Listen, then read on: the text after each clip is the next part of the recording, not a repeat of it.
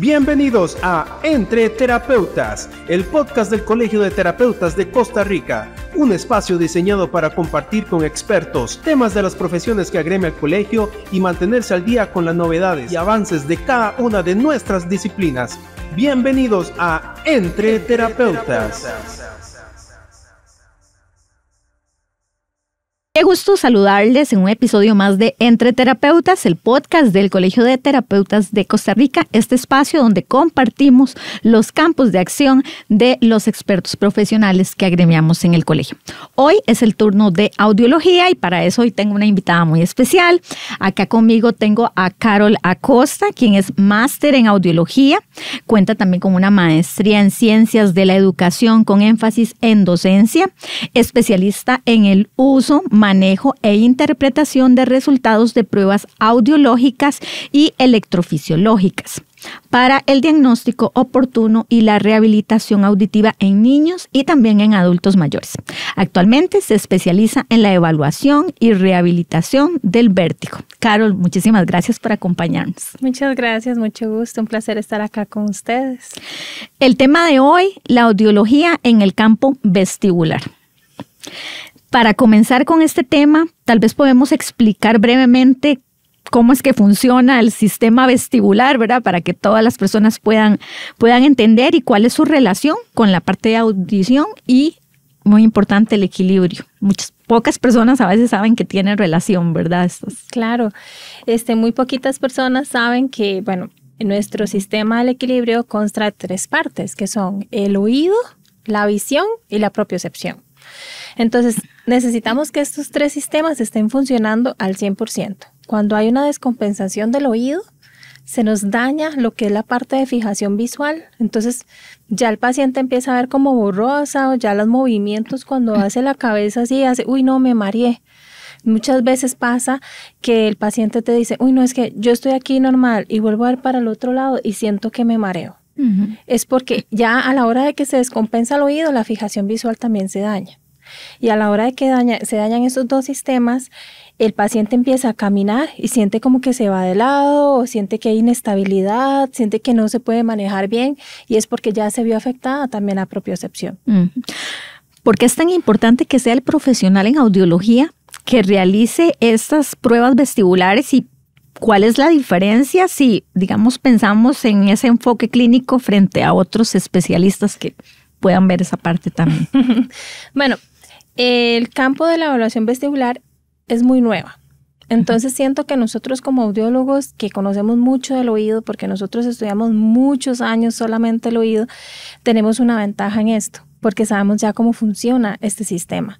Entonces, si hay una descompensación del oído, podemos identificar más rápido qué necesitamos para compensar el sistema. En cambio, digamos, hay muchos profesionales que también trabajan, por ejemplo, terapia física, la parte propioceptiva, pero tal vez no están uniendo la parte del oído y empiezan a trabajar la parte de propiocepción, pero nunca la compensación. Entonces, no se logra un sistema o una rehabilitación completa con visión y audición, solamente en propiocepción. Entonces, lo ideal sería poder compensar primero el oído, fijación visual y unirlo con la propiocepción. ¿Qué tipo de pruebas vestibulares existen? ¿Es solamente una o existe actualmente el propósito principal de cada una? ¿Cuál sería? Si existen varias. Sí, actualmente hay varias pruebas. Okay.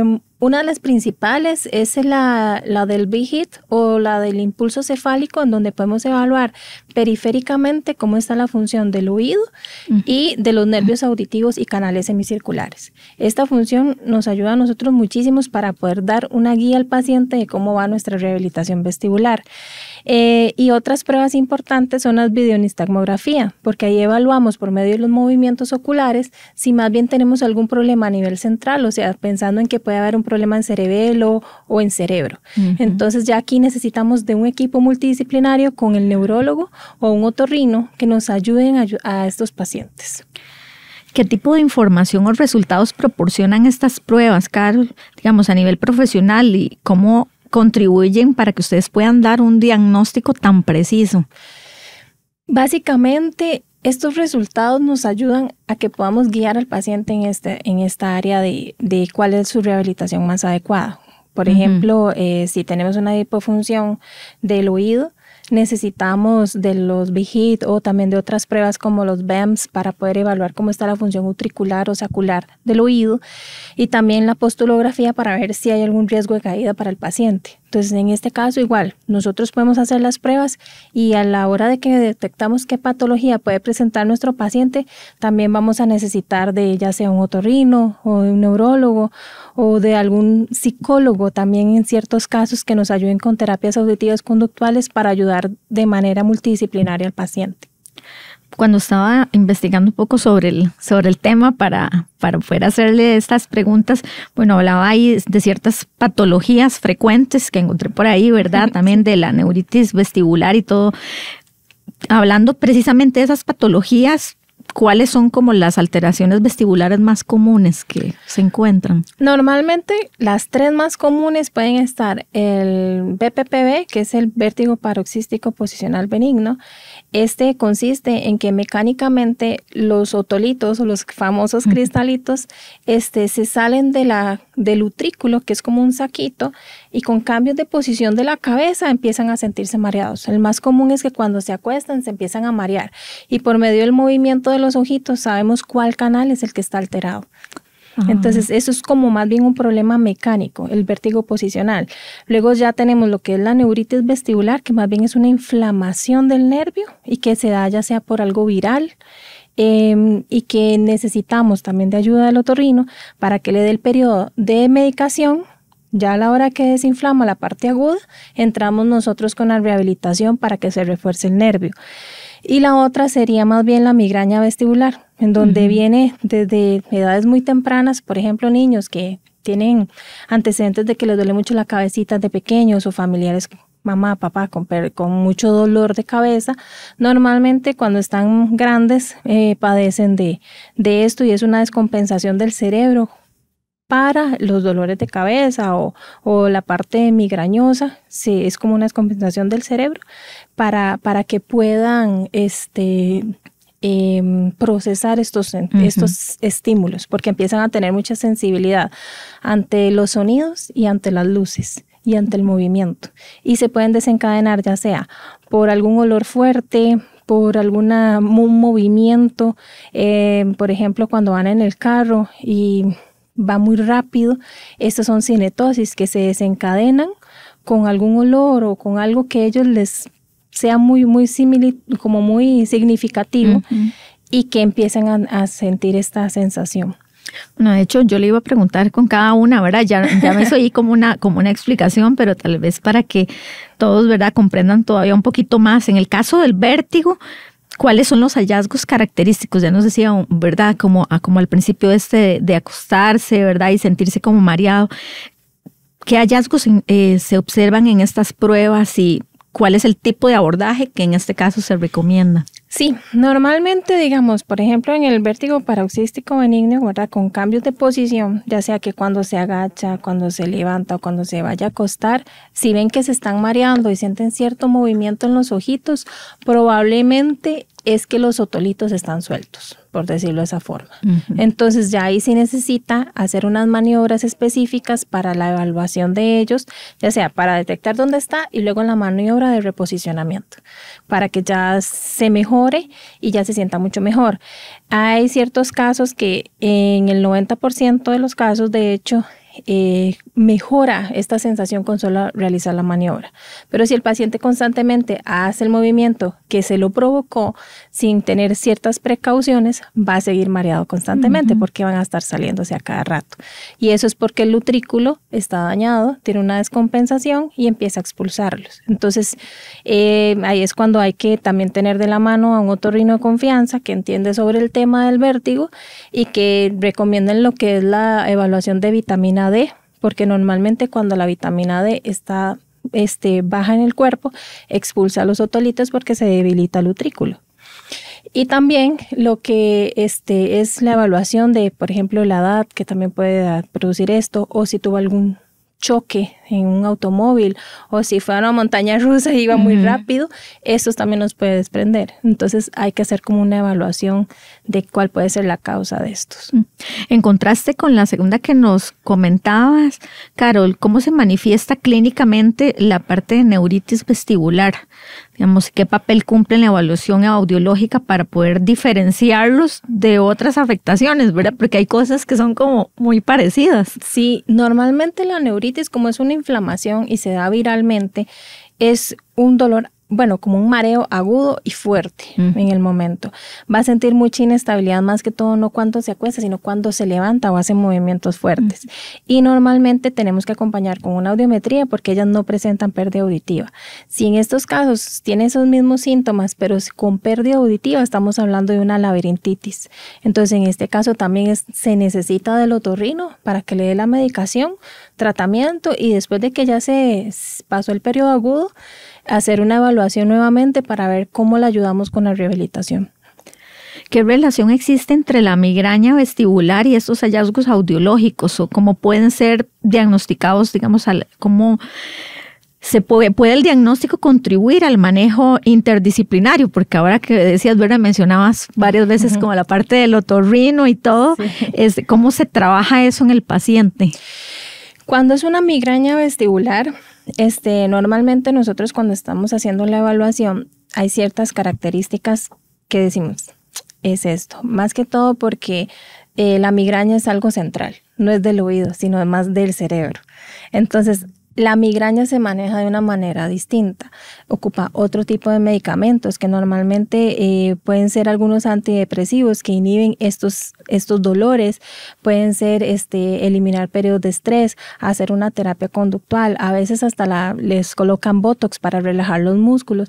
Entonces, nosotros, yo como audióloga no puedo hacer este tipo de recomendaciones, tiene que verla un especialista en el área o un neurólogo para poder determinar qué es la causa de con pruebas como por ejemplo el VIGIT, yo me ayudo mucho porque ahí normalmente yo identifico cuál es qué sale alterado para poder decir es una migraña, o cuando lo acuesto y le hago pruebas de valoración para ver si puede ser algo posicional, el ojito se mueve de una manera distinta, no se mueve tanto como en un nistagmo, sino más bien es algo más palpitante, en donde se ve que es por la presión sanguínea que también puede producir a la hora de que se hace la maniobra, y más los síntomas que se acompañan, porque normalmente nosotros el 90% de los casos los identificamos con la anamnesis del paciente, o sea, cómo se siente usted, qué se lo provoca o qué lo desencadena,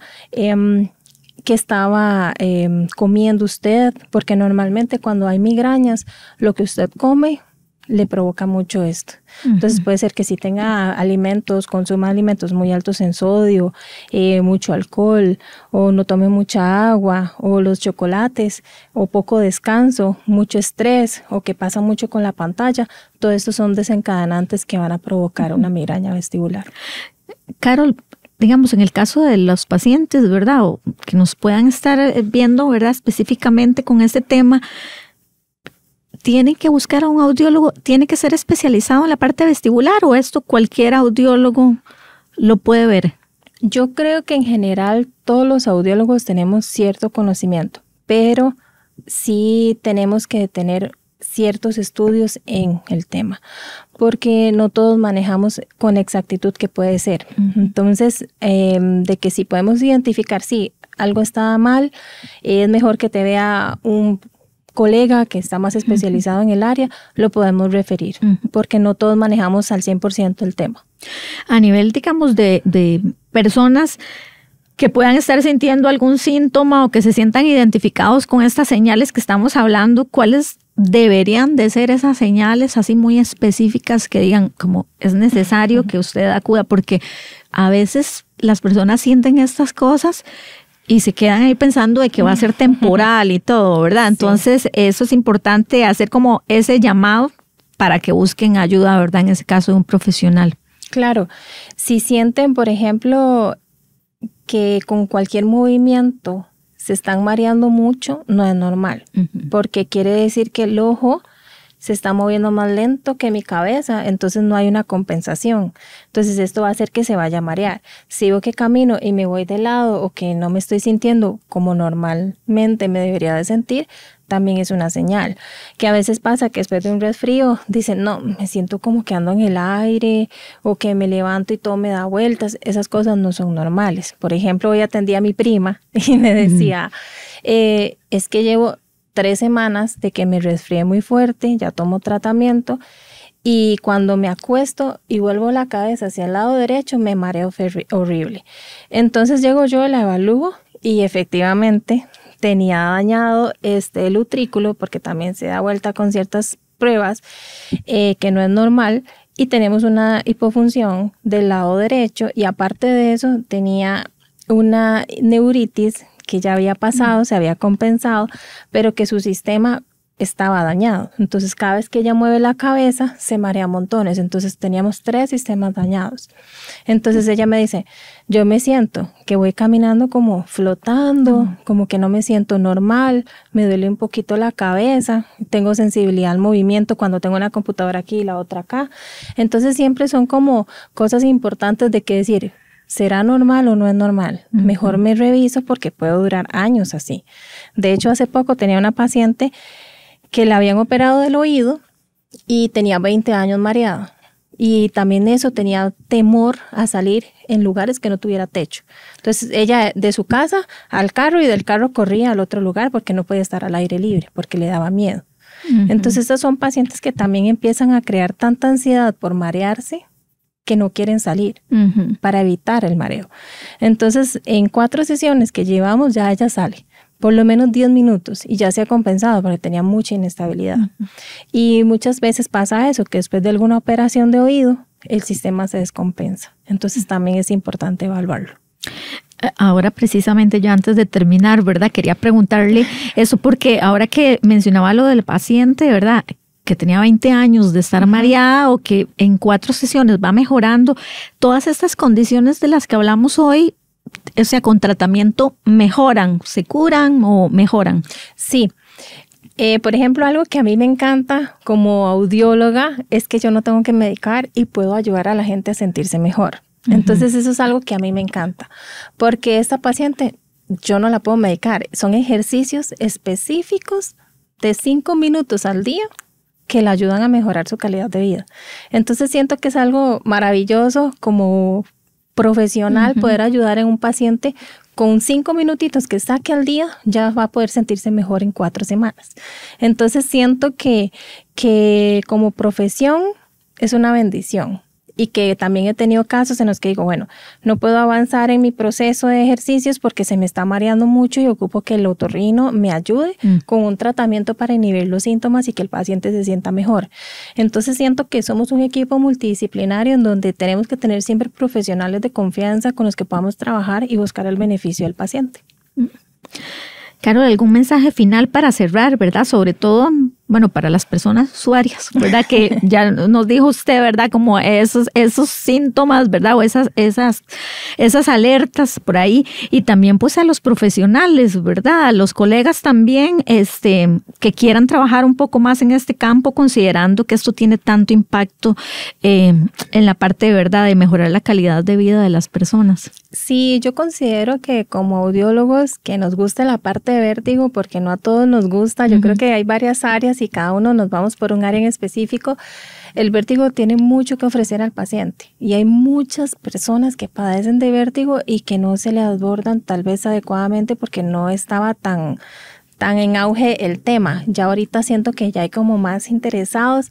Me incluyo porque hace unos años, ¿verdad? Yo llevo trabajando 11 años y llevo 5 estudiando vértigo. Entonces siento que al inicio no me encantaba, pero que ahora que ya lo conozco más, nos hemos llevado mejor. La práctica me ha encantado muchísimo y he topado con suerte de que he tenido mentores de otros países que me han ayudado mucho. Entonces, creo que esa parte también es muy importante, encontrar a alguien que te ayude, que te evacúe las dudas y que podamos pues, brindarle el beneficio al paciente.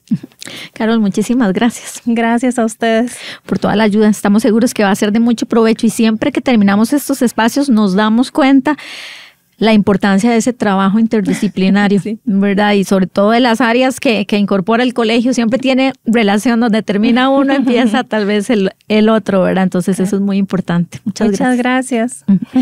Y gracias a ustedes también por habernos acompañado. Como siempre les decimos, comparta esta información para que sea de utilidad para muchísimas personas también.